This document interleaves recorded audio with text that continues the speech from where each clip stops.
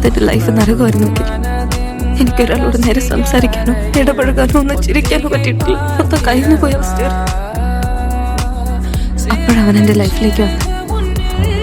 ഞങ്ങൾ ആദ്യമൊക്കെ നല്ല ഫ്രണ്ട്സ് ആയിരുന്നു. അതേ ഞങ്ങൾക്കിടയിൽ ഒരു ബോണ്ട് ക്രിയേറ്റ് ആയി. സഡൻലി ഒരു ദിവസം അവൻ എന്നെ പ്രപ്പോസ് ചെയ്തു. ഈ അൺമാരീഡിൽ നിന്നും മാരീഡിലേക്ക് മാറാൻ ഒരൊറ്റ യെസ് മതി. പെണ്ണിന്റെ അച്ഛൻ്റെയോ? അല്ല, പെൺകുട്ടിയുടെ. അതേത് പെണ്ണ്? ആ പെൺകുട്ടി ഇപ്പൊ എന്റെ തൊട്ടു മുമ്പിലിരുന്ന് എനിക്ക് CV റെഡിയാക്കി തന്നോണ്ടിരിക്കുക.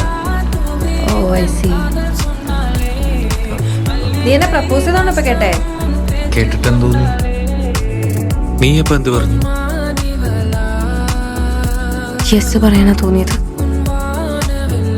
പക്ഷെ പറഞ്ഞില്ല. അതെന്താ? നീ എന്നെ ജഡ്ജ് ചെയ്യില്ലല്ലോ അല്ലേ? അത് നീ പറയുന്ന അനുസരിച്ചിരിക്കും.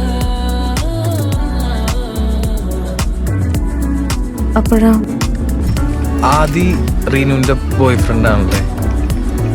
സച്ചിൻ എന്ത് തോന്നുന്നു? എനിക്ക് നിങ്ങൾ നല്ല മാച്ചായിട്ട് തോന്നുന്നു. ആണല്ലേ? അപ്പൊ ഏനല്ല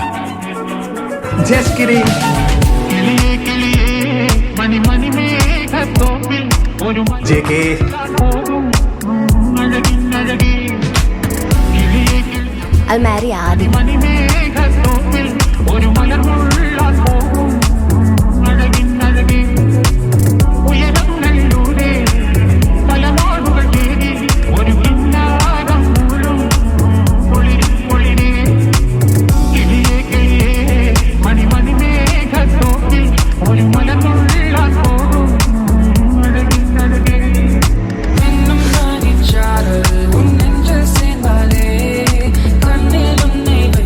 എനിക്ക് വൺ സൈഡ് ലവ് സെറ്റ് ആവില്ലടാ.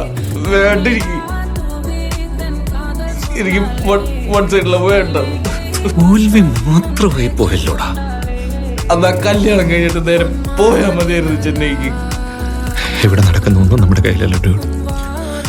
അതിൽ നിന്ന് എന്ത് പഠിച്ചെന്ന് മാത്രം നമ്മുടെ കയ്യിലുള്ളൂ. ഇതിൽ നിന്ന് എന്താ പഠിച്ചേ?